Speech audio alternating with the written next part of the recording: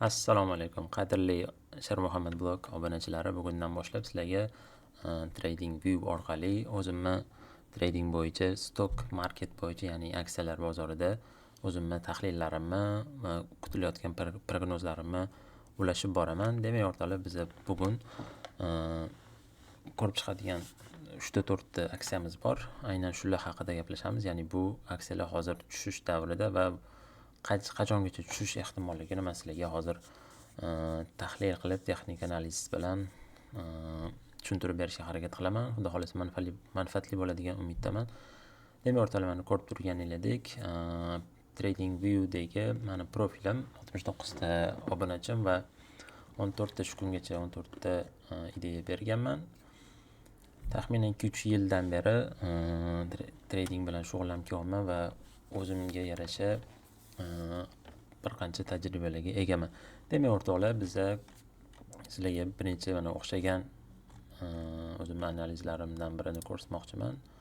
Bitta ko'rishlar mumkin. SMCI aksiyasi bo'yicha hozir o'rnab olsak, mana bitta bull flag hosil bo'lib, breakoutdan keyin retest berib va target 12% lik target urilgan. Hattoki bundan ham tepaga chiqib ketgan, lekin bizning target 12% bo'lgan. Va yana o'xshaganlaridan bu Intel o'xshamagan. Bu analiz ham yaxshi qilingandi, lekin mana bitta katta tushish bo'lgan. Shunday evaziga yangilik hisobiga katta tushish bo'lgan.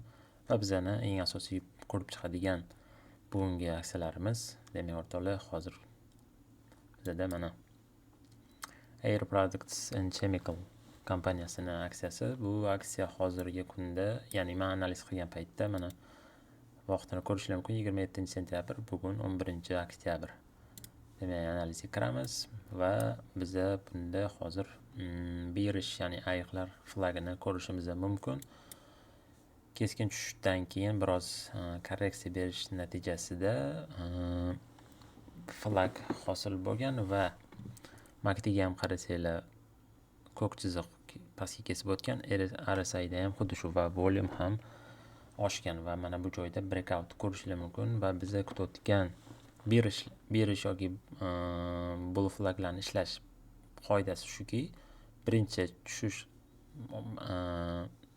patterngacha, ya'ni bayroqqacha bo'lgan masofada keyingi breakoutda ham xuddi shuncha masofa yurib berish ehtimoligi bo'ladi. Bunga qo'shimcha tasdiq olish maqsadida biz muhim zonalarni, darajalarni belgilab olsak, maqsadga muvofiq bo'ladi. Shunda biza aniq bir kutiladigan bir nuqtani belgilashimiz mumkin bo'ladi.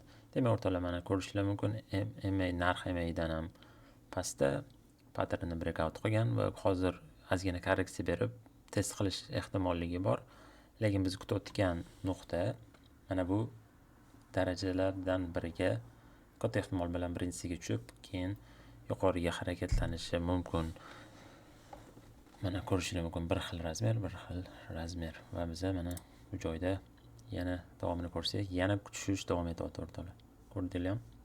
Bu pattern juda ham yaxshi ishlaydigan patternlardan biri. Va bizda keyingi aksiyamiz CAR aksiyasi. Bu yerda hozir haftalik time frame'da double top hosil qilgan. Hozir neckline chizig'ida harakatlanyapti va bundan tashqari eng asosiy global trend breakout bo'lgan. Agar bu test qilib qayta chiqa olmaydigan bo'lsa va mana bu neckline'dan ham buzib o'tadigan bo'lsa, mana bu joylarda kutib olishimiz mumkin. MACD va RSI ham shularga ishora ko'rsatmoqda. Analizdan keyingi mana tushish bo'lgan, undan keyin ham katta Trump oxirgi Xitoyga qarshi bo'lgan yangiligidan so'ng mana shu tushish paydo bo'ldi.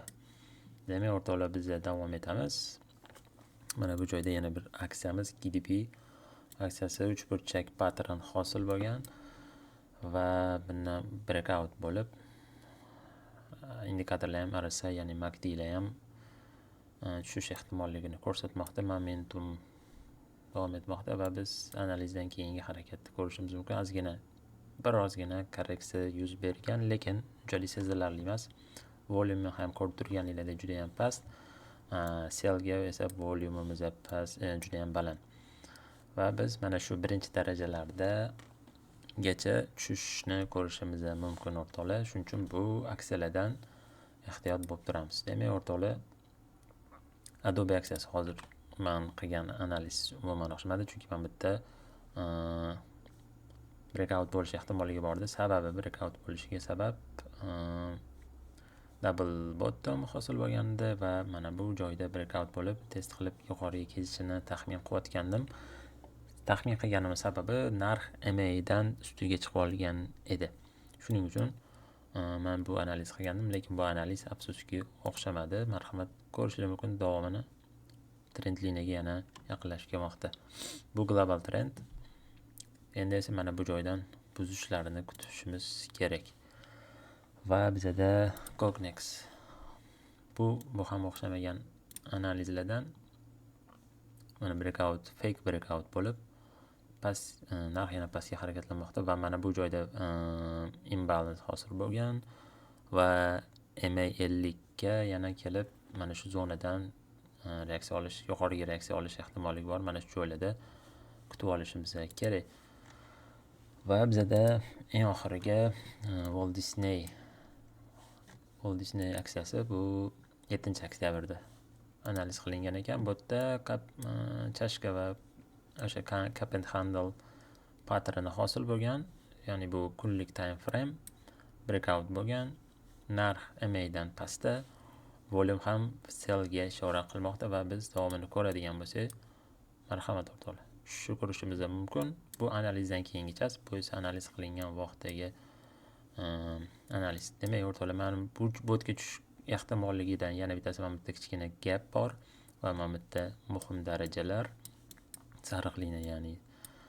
Va mana shu kamida mana shutgacha tushish ehtimolligi bor va agar bundan ham buzib o'tib test qilib pastga ketadigan bo'lsa, mana bu gapni ham yopib berish ehtimolligi bor va bundan tashqari $100, ya'ni bilasizlar, yaxlit sonli bu psixologik zona hisoblanadi. Shuning uchun mana shu $100 atrofida ham $100 gacha ham tushish ehtimolligi bor. Agar bundan ham ketadigan bo'lsa, mana bu katta ehtimol bilan mana bu gap ham yopilish ehtimolligi bor.